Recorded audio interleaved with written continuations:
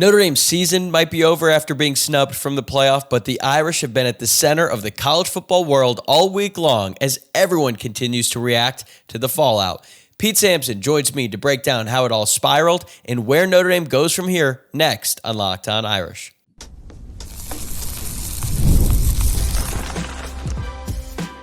You are Locked On Irish, your daily podcast on the Notre Dame Fighting Irish. Part of the Locked On Podcast Network, your team every day. Hello and welcome in to Locked On Irish, your daily home for Notre Dame football. My name is Tyler Wojciak, and I'm the host. I graduated from Notre Dame. Now I'm a producer at Fox Sports, and I've been covering the Irish since 2020. Thanks for making this your first watch or listen of the day on Wednesday, December 10th. And because of your support, Locked On is now the #1 sports podcast network.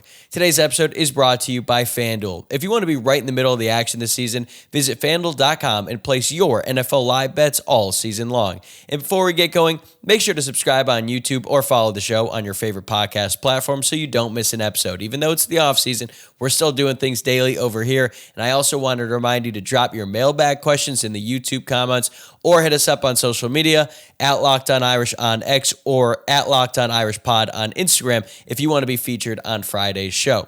It has been a few days since Notre Dame's season came to an abrupt and unfortunate conclusion, but that has not stopped everyone else from talking about the Irish.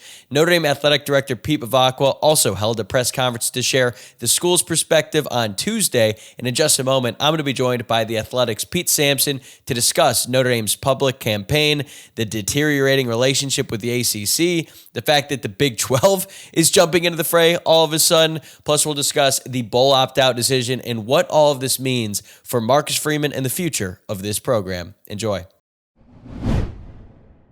Well, it has been quite the week for bald guys named Pete in the South Bend area affiliated with Notre Dame football, and as luck would have it, we are joined by one now. Pete Sampson from The Athletic is back on the show for the first time in months, and we could not have timed it any better because Pete Bevacqua, Notre Dame's athletic director, has kind of taken center stage in college football. Bevacqua has gone on a full media tour in the days after Notre Dame was snubbed from the college football playoff, and in the process has accused the ACC of causing irreparable damage, and now the Big 12 commissioner is publicly calling his behavior egregious. So, Pete, it feels like my head is spinning right now. Please help me make sense of it all.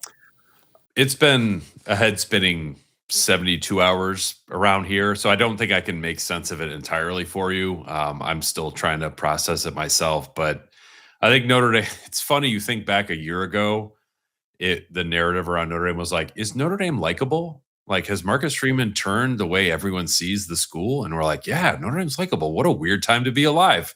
And then 12 months later, it's like, nope, we're back to everyone hating Notre Dame. And I understand Notre Dame's beef with the ACC. I certainly understand Notre Dame's issues with the CFP sort of process. But I'm not sure I feel like Notre Dame came out of this better than they went into it. I think they were sympathetic, a sympathetic figure for about an hour and a half after the rankings came out. Then they opted out of the bowl without maybe a super clear explanation. I can understand why they did opt out. The more people I talk to around Notre Dame, but they're on independent island in a way they haven't been in quite a while. And like when Bevacqua talks about like this only strengthens our independence, I guess that's true because they've sort of made enemies with two leagues. They're not on great terms with the Big Ten, and it seems to be Bevacqua's only ally at the commissioner level is Greg Sankey, who's leading the SEC.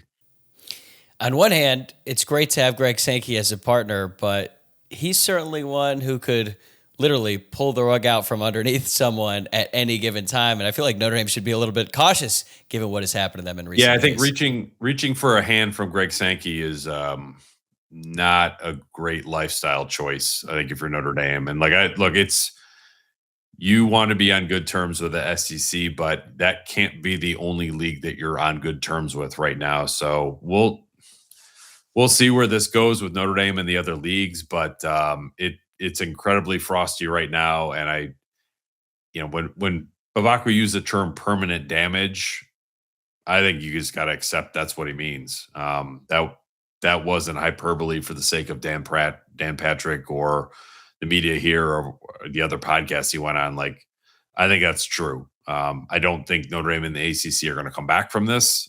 It's probably more of a time of, how long they can tolerate one another before, an end point down the road.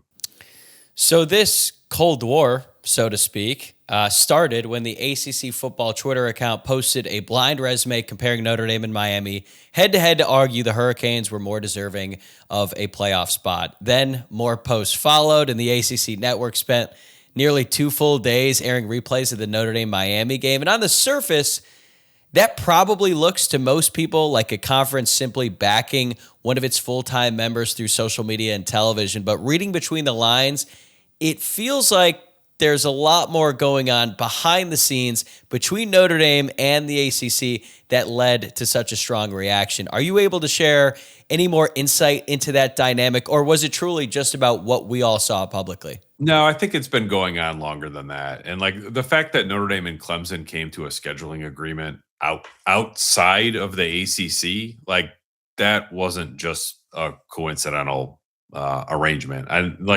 And the ACC didn't like it. I mean, which I can understand why. Like Notre Dame sort of ran an end around about the conference with a school that at the time I think was suing the league. So I think that this has been a frosty relationship for a while. I mean, my understanding is like Notre Dame's perspective on the ACC is basically like, what the heck are we getting out of this? We play some version of Wake Forest 5 times a year. No, all due respect to Wake Forest. But like, it doesn't do anything for Notre Dame from a football point of view. I think it's killed. You look at Notre Dame's ratings. While they're good for the ACC, they're bad for Notre Dame. And I think that, Notre Dame looks at that, the ACC agreement, like I think the ham-handed nature of their tiebreaker, which put Duke in their title game instead of Miami, is aggravating to Notre Dame, because that would have been a fix for this whole thing. Miami beating Virginia on Saturday night would have put Miami and Notre Dame in, which would have been good for Miami and your biggest conference business partner. So I think Notre Dame is incredibly frustrated with the way the ACC is operated. I think that, overall, it's not something personal with Jim Phillips, who has a lot of Notre Dame connections. I think that they just look at it as like, look, it doesn't feel like it's well run here, and we want to be associated with a league that feels like it's well run.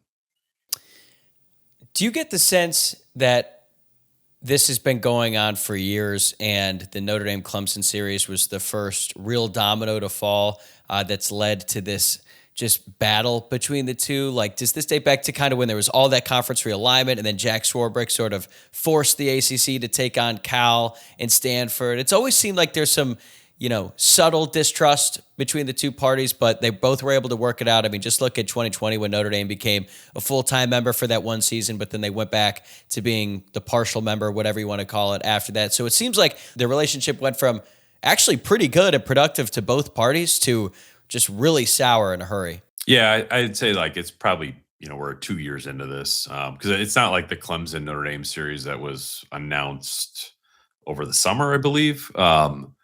It's not like that came together in 3 months. Notre Dame and Clemson have been working on that for a couple of years. So, yeah, this is not. I think when people look at the tweets and be like, "Well, why would you get so offended about a tweet?" And like, if that was it, I would say like Notre Dame is being incredibly petty and like just grow up. But that's not what it's been. This has been going on for some time. So I think now we're in a point where I think Notre Dame is far enough along in this where how much leverage does Notre Dame actually have? We're going to find out. And I don't have a great answer for you on that in terms of how much leverage Notre Dame has, but I think they're in a position that they want to play whatever they have.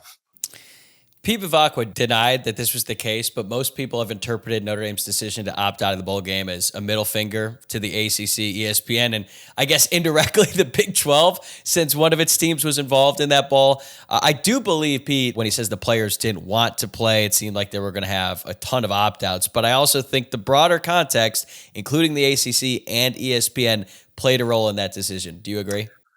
I think that it's kind of one of those factors or stories where, like, once you get to the decision, you're like, well, this is a fringe benefit of that. Like the middle finger is a fringe benefit where it didn't drive the decision. Because I asked Bevacqua this today. I was like, all right, so is Notre Dame out of the non-CFP bowl business? And he's like, no, we're not. Like this is unique to this season. And you sit there and it's like, well, how are those bowls going to feel about that? Like when a couple years from now, if Notre Dame goes 9-3 and they're out of the playoffs and they know they're out of the playoffs and they want to go to the Pop-Tarts Bowl, is the Pop-Tarts Bowl going to just swallow hard and take Notre Dame after they left them, sort of twisting in the wind this weekend? I don't know how that works. Is the ACC going to twist the arm of the Pop-Tarts Bowl to take somebody else, similar to how they twisted the arm of bowls 2 years ago, where Notre Dame was supposed to go to a better ACC bowl and ended up in the Sun Bowl, which was fine. But because Florida State got bumped out of the CFP, the ACC came to Florida State's defense and was like,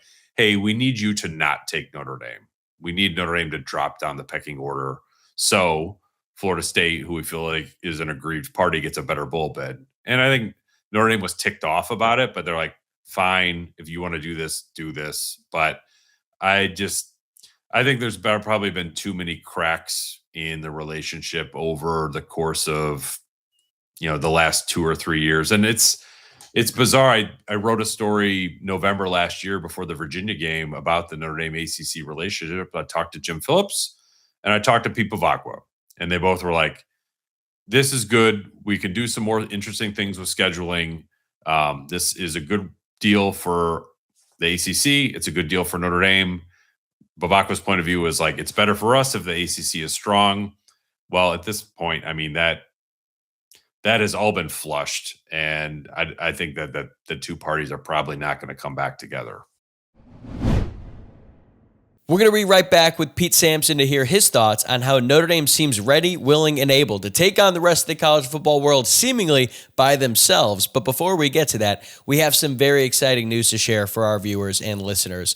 You already live your team every day. Now take it up a level and go ad-free. Join the Everydayer Club today and get Locked On Irish with no interruptions, members-only Discord access, and more, all for just $5 a month or $50 a year. Go to lockedonirish.supercast.com. That's lockedonirish.supercast.com, or check the link in the show notes to learn more. Today's episode is presented by FanDuel. NFL Sundays move fast. One big play and suddenly everything feels different. That's what makes live betting with FanDuel so exciting. You're not just watching the game, you're reacting to it in real time. With FanDuel, you can place bets as the action unfolds. Every drive, every momentum swing, every highlight moment. Live betting is best when the game starts to shift. A receiver gets hot, a defense tightens up, or the momentum flips after a turnover. FanDuel lets you jump into that moment. Their live spreads and money lines adjust instantly. Player props update as guys heat up, and you can bet next touchdown scores, drive results, totals, and more. It keeps you locked into every snap, every drive, and every possibility. Remember when Michigan took that early lead against Ohio State a couple Saturdays ago, and then the Buckeyes rolled the rest of the way? Well, that could have been the perfect time to jump in and place a live bet. So if you want to be right in the middle of the action this season, visit FanDuel.com and place your NFL live bets all season long. FanDuel, the game moves fast, and so can you. I don't expect to see Notre Dame in the Pop-Tarts Bowl anytime soon. I actually made the point earlier in the week that the absurd nature of the Pop-Tarts Bowl, like from the live mascot sacrificing himself in front of the crowd to all the other ridiculous elements that come with that game, like likely played a role in the decision to opt out, just because the idea of Marcus Freeman and his team, who days earlier thought that they were going to be competing for a national championship, were going to have to be a part of that spectacle. I actually think that might have played a role. Do you think I'm just being crazy there, or was that part of it? I think the only thing worse would have been a Mayo bath if they had gone to the Duke's Mayo Bowl. But it's like if Notre Dame had gone 8-4, I would like to think Notre Dame would be not too cool for school and be like, we can be in on the joke here. When you go 10-2. And you think you're going to the playoff for sure, then it's a different story. I mean, it may have come down to, like, let's say BYU and Alabama win on Saturday night. Notre Dame may have been like, what a disappointment. Fine, we'll go to the Pop-Tarts Bowl. We won't have Jeremiah Love or Jadarian Price. So be it. That's just the nature of CFP postseason play today, but I think Notre Dame would have played on. I just think the nature of how they got bumped out, what they felt was so cruel. And you could argue that Notre Dame was very naive not to see the potential of this coming. Look, if Pete Bevacqua was as close as Greg Sankey as he says that he is, he should have known that Greg Sankey was going to move hell to get Alabama into the playoff. And ultimately, that's what bumped Notre Dame out. I agree with that as well. I knew it was a possibility starting last Tuesday when they just moved Alabama ahead of Notre Dame in the college football playoff rankings for legitimately no good reason, and Hunter Yurachek didn't make it any better with his explanation during that ranking show. But look, I went to bed Saturday night thinking that Notre Dame was going to make the college football playoff, and all of this sort of factored into Notre Dame's decision to eventually opt out of the bowl. And that move has been widely criticized by people in the national media. Look, as a fan, I've said this before, I wish that they were going to play because I would enjoy watching them play one more time. But when you consider the amount of opt-outs that were likely going to happen, this team was going to look like a shell of its former self, and it could have gone wrong. So I completely understand the decision. But now it feels like Notre Dame is embracing this us against the world mentality, and the fan base has certainly rallied behind that. But now Bevacqua appears to be making enemies within the ACC, apparently the Big 12, and maybe the other power conferences as well, minus the SEC. And there are also a lot of people in the national media who have been extra critical towards Notre Dame as of late. So do you believe that Notre Dame intended to pick this kind of a fight, or has this spiraled beyond what they expected? That's a good question. I don't have a great answer for you on that one.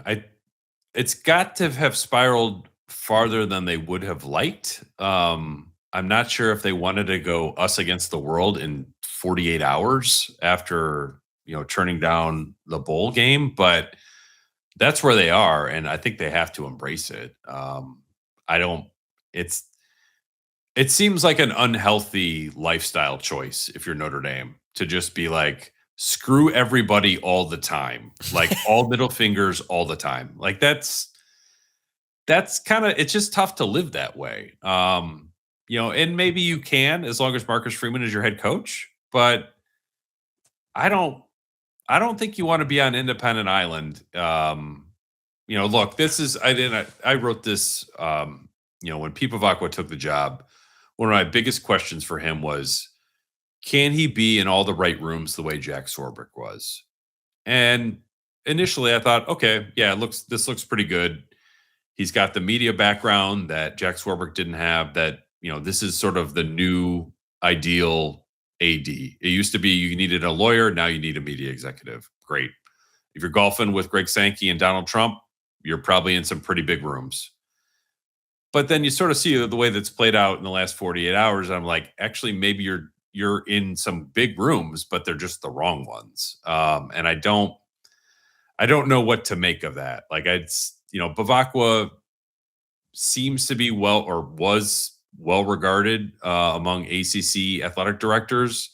And I think Notre Dame has gone out of its way to say, like, look, our issues are not with the schools in the league, but the schools in the league make up the conference. So that might be a distinction without a whole lot of difference. To say, hey, we're okay with Boston College and Miami, and I've texted Dan Radakovich and wished him luck. Well, and then if you want to just sort of dump on the league or the conference itself, maybe it's fine because Clemson and Florida State were suing the league in the not too distant past. So I don't know. It's hard for me to look at this and be like, okay, this is a good way to move forward with just sort of middle fingers perpetually raised until the end of time. Yeah, he was very complimentary of Miami throughout that press conference to the point. And where I think it just totally gets lost, right? Like, yeah, when he said he hopes them. To be like, we think Alabama's good and BYU's good and Vanderbilt's good, and I get he said that, but that all just it's just empty because all anyone wants to talk about, and I understand why they do, is permanent damage with the ACC, the farce of the CFP.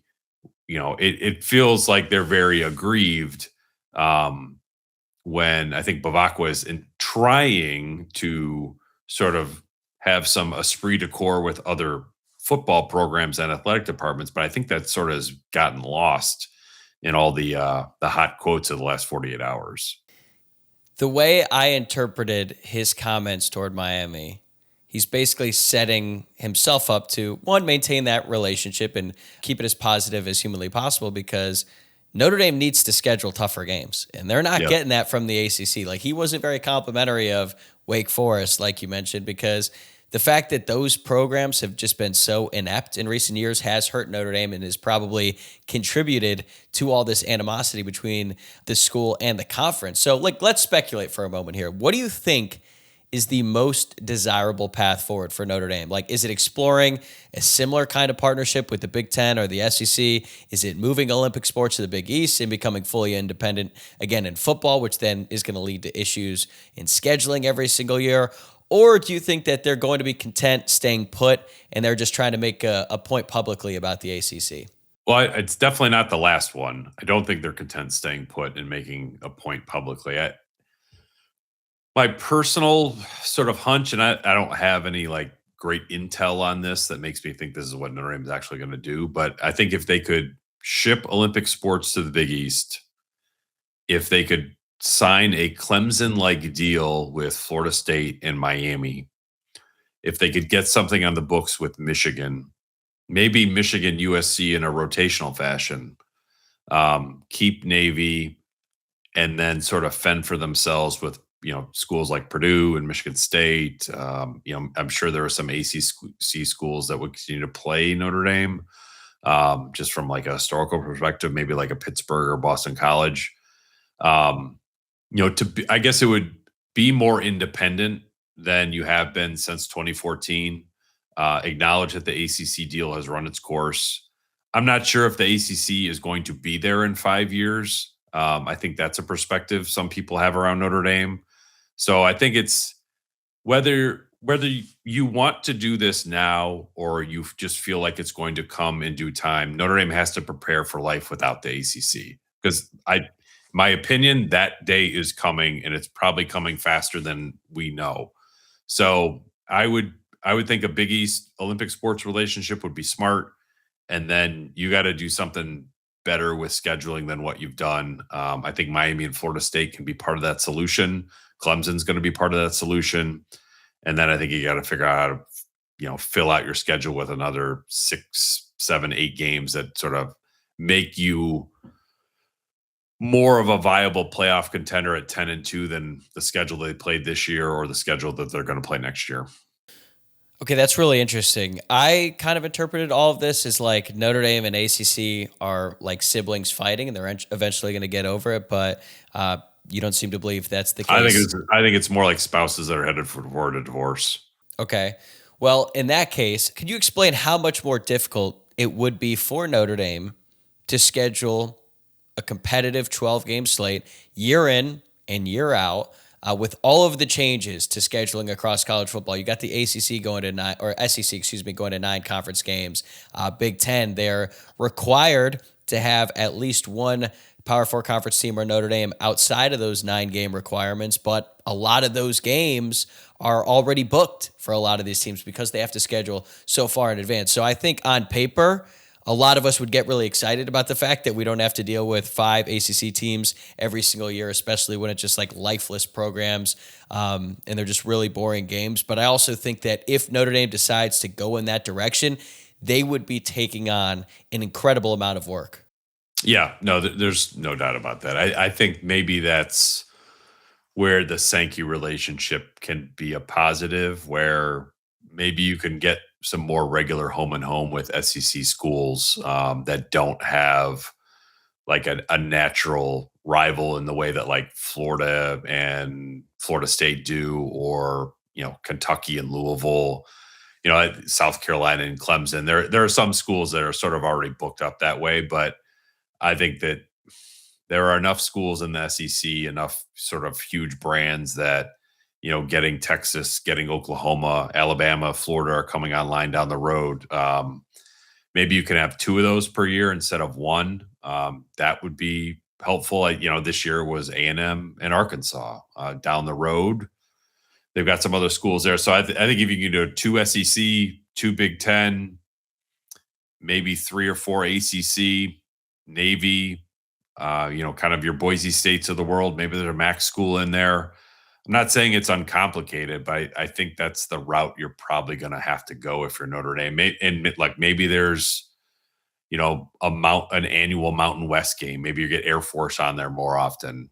Maybe you're playing Army. Maybe it's 2 schools from the Americans instead of just one. But I just don't think the ACC is giving Notre Dame what it needs from a scheduling point of view. Like, I get it. The wins are great. Brian Kelly broke Newt Rockne's all-time wins record on the back of NC State and Wake Forest. But I think if you're a Notre Dame fan, are you like, God, I can't wait to see that game again? I think that and I talked to Jack Swarbrick about this last summer. He's just like, I think the novelty of Notre Dame in this conference has sort of like run its course on the ACC side of things too. Is it a big deal when Notre Dame comes down to Duke and it's Riley Leonard, Duke, and game days there? Yeah, that's a big deal. But that is a major exception. The rule is you go to Pittsburgh, maybe game days there for the first time in 20 years, but then your head coach is like, this game doesn't matter. Right. Like that's not a great place to be. And I think too many ACC schools are sort of there with Notre Dame right now. Pete and I still have a lot more to get to, including the rumors about Marcus Freeman being a candidate for an opening in the NFL. But first, a word from Rugiet. Let's talk about something most men don't bring up, but absolutely should. Stress from work, money, life, it doesn't just switch off at night. And when it shows up at the worst possible time, Rugiet Ready is designed to help you take back control. Rugiet Ready is a next-generation prescription treatment created to support both the brain and the body so you can feel present, confident, and ready when the moment matters. Rugiet Ready combines 3 clinically proven ingredients in 1 mint that dissolves under your tongue so it absorbs fast. You connect with a board-certified doctor online, and everything ships discreetly to your door. It's easy to understand why over 150,000 men have already made the switch. Most men are ready in about 15 minutes on average, so you can stay present, confident, and in control when the moment is right. If you've been thinking about taking the next step, now's the time. Head to Rugiet.com/LockedOnCollege. That's RUGIET.com/LockedOnCollege to get 15% off your order for a limited time. Rugiet Ready. Feel present, feel confident, feel ready. I think Pete Bevacqua has done a fantastic job since taking over for Jack Swarbrick. Like, he seems to really understand his role and the importance of the football program because he's a fan at heart, and he backs up his words with actions by doing everything he possibly can to support the program's pursuit of a national championship. But even though he's been in this role for a couple years now, he rarely speaks publicly, certainly not in situations like this. So for many people, this was their first real impression of him, and I feel like I have learned so much about him from these past few days. What have you learned about Pete Bevacqua since Sunday? I've sort of described him as like Notre Dame's first fan athletic director. He lives and dies with football results. So he certainly lived and died with what happened on Sunday with the selection committee. I think that's overwhelmingly good. There's probably some negatives to that too, where you get sort of like worked up and overly emotional about what's happening. This might be one of those times. I guess I'm not really sure I've learned a whole lot about him. I wish that he did more of this kind of stuff because I think he's good at it. Maybe people could have a debate about whether how he approached this was good or not. But I just find him to be an interesting, smart guy. It's when he got hired, Mike Tirico told me, like, Bevacqua does a good job of being the smartest guy in the room without making you realize he's the smartest guy in the room. So I'll give him the benefit of the doubt on where we are right now with stuff. But I think he's a passionate defender of Notre Dame. And he's a fan of the football program. I think his singular focus on like, how do we win a national championship in football is different than what it was with Jack Swarbrick. But I think the work that Jack Swarbrick did allows Pete Bevacqua to be maybe a little bit more laser focused on what it takes to win a national title in football. So I think Bevacqua's articulate, interesting guy. I wish he did more of this kind of stuff. But I think he's generally good at it and we learn a lot from. But today was all the oxygen got sucked out of the room by what happened on Sunday. And so today was not a great, hey, let's talk about the big picture of college sports, where NIL is going. What are you doing with basketball, et cetera? It was ACC, CFP, and that was basically it. Look, at this point, nobody's even talking about the college football playoff. They're just talking about the team who didn't make the college football playoff. And I've seen some people suggest that Bevacqua and Freeman should have been more vocal in the days leading up to Selection Sunday. Personally, I like their approach. I didn't think it would have made much of a difference. Plus, in their position, they were ahead, or at least we thought they were ahead. And I didn't like some of the, groveling that was going on from other people. So I actually appreciated their approach to the whole thing. And I don't think it would have made any difference anyway if they had gone out there and they started campaigning a little bit more before the actual decision was made on Sunday. No, because who are you campaigning? You're campaigning against Greg Sankey. Like, you're not going to win that campaign. Yeah, or Miami, and they had the head-to-head. AD. Good luck with that. That's you had no shot to win that campaign. No. So I'm not of the mind. I know some people they should have been out there more.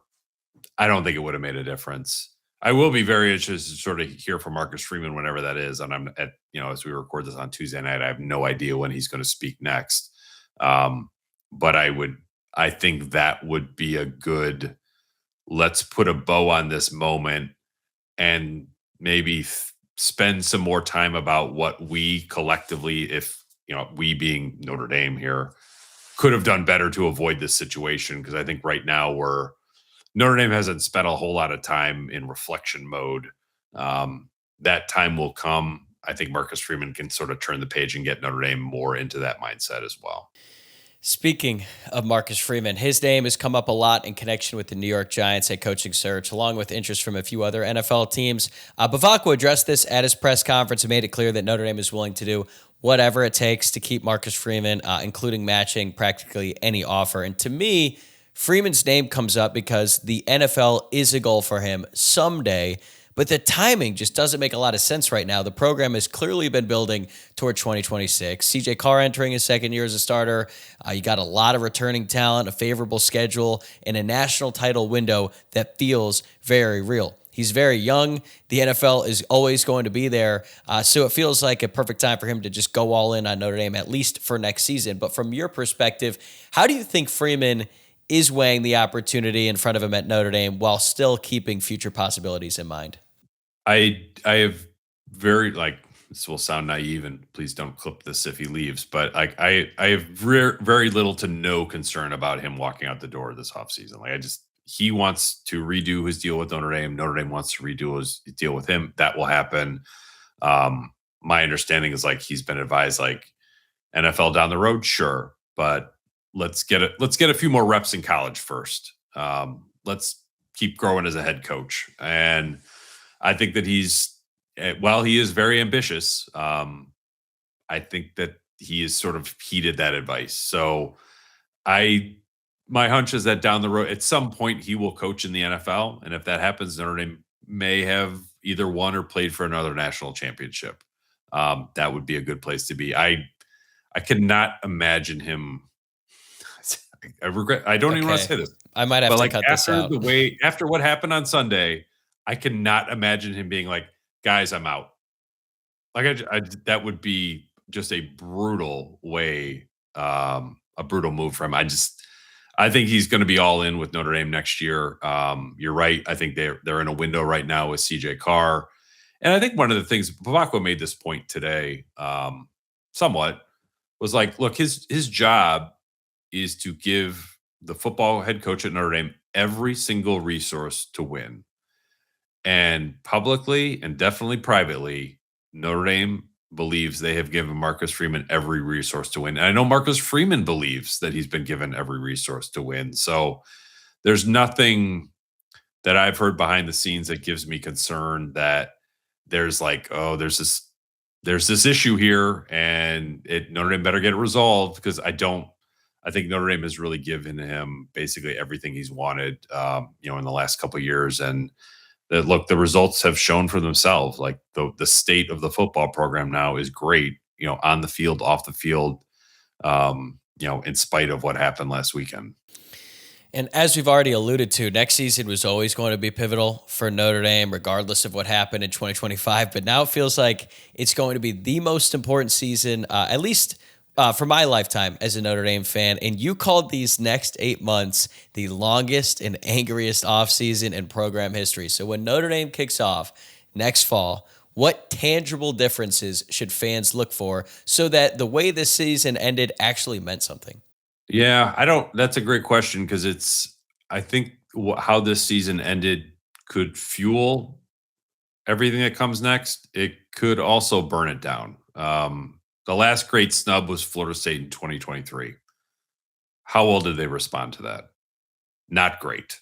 And I'm not saying Notre Dame is going to be 2-10 next year, but I do think that it can wear on you to have this us against the world mentality every minute of every day.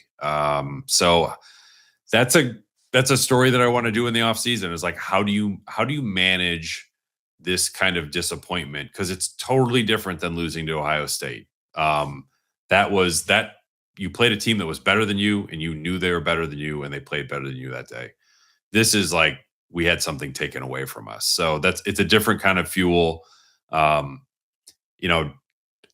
Is that going to show at Lambeau Field against Wisconsin? Like, Luke Fickell didn't do anything to Notre Dame. So I don't know how that's going to look. Yeah, I'm sure when Miami visits in November, it will look like something, but I don't think it doesn't strike me as like they're going to start blowing people out 63-5 week in and week out next season. But it does feel like a very easy, all right, we're going to lift extra hard or we are going to, put in extra run. Like that can help. It's a pretty easy motivational tactic that way, but I'm not sure how that manifests itself on Labor Day weekend at Lambeau Field. I don't think they're going to be in a Florida State position because as far as I know, DJ Uiagalelei is not in the transfer portal, and I do not expect him to take snaps at quarterback for Notre Dame next season. So they can dodge that bullet. I think maybe the most likely way it could manifest itself into the actual product on the field is if a lot of the guys who are considering whether they should go to the NFL, maybe even go in the transfer portal or stay at Notre Dame. I think that Notre Dame just has a different lever that they could pull in negotiations and say, look, if you come back to Notre Dame, you can right this wrong. We're going to give you plenty of NIL money. The schedule is favorable next year. Like next year is our year. We're going to prove all these SOBs wrong. I think that is a real way that Notre Dame could approach it. I've seen some people think that now boosters are all of a sudden going to be pouring in money as if they weren't already doing that after coming up short. Exactly. Yeah. They came up short in the national championship. I think they were already getting that. But I think from the players' perspective, they might be even more motivated to finish the job because of the way that everything transpired on Sunday. It definitely could play out that way. I do think the events of last weekend do impact the offseason quite a bit, whether that's giving you more time to scout the portal and sort of, kind of do due diligence that way. Like that's a real thing. Like the calendar, while you didn't want it to open up, has opened up. They were trying to figure out Malachi Fields and Devonta Smith, Elijah Hughes, Jared Dawson. They were trying to figure that out while playing for a national championship last year. And while the advertisement of playing for a title was great, and you would much rather have that, you do have more time to sort of scour the entire country and figure out, okay, what do we need here? Who your roster is. There's not going to be a change in narrative like there was with, Jaden Grayhouse, for example. Like his sophomore season was just kind of like, okay. And then he had a playoff and you're like, oh my God, like, does this sort of change what we need at wide receiver? Like you're not going to have to adjust to that on the fly either. So I do think the CJ Carr element is important here. He seems like somebody that you would want to play with if you were a wide receiver or a tight end or a running back. That helps. So, yeah, I think that the impact of the snub and the motivational, it might have more to do with like roster building than it does with just like, I'm going to play harder than I would have otherwise next September. Well, my last question for you was, how is Notre Dame going to take advantage of this extra time? But you already answered it. So you can read all of Pete's work at The Athletic, and you can always listen to him and friend of the program, Matt Fortuna, on the Independent Podcast, which hopefully won't need a new name anytime soon. Pete, thank you so much for taking the time today and for all your coverage throughout the season. We really appreciate it. And now that you've got a little extra free time in the coming months, I hope you get to enjoy it. All right. Thanks, Tyler. Appreciate you. All right, that's going to do it for today's episode of Locked On Irish. Thank you again for making this your first watch or listen of the day. If you enjoyed the episode, please make sure to subscribe on YouTube, follow the show on your favorite podcast platform, like the video, and leave a rating or review. And don't forget to send in your mailbag questions in the YouTube comments or on social media at Locked On Irish on X or at Locked On Irish Pod on Instagram. Oh, and by the way, did Locked On Irish make your Spotify Wrapped? Prove it on social media to secure a free month of our brand new Everydayer Club. Just tag our national Locked On Podcast Network account on any social platform and we'll drop you a code. Be one of the first to join the Everydayer Club to get your favorite show ad-free and exclusive access to the members-only Discord channel.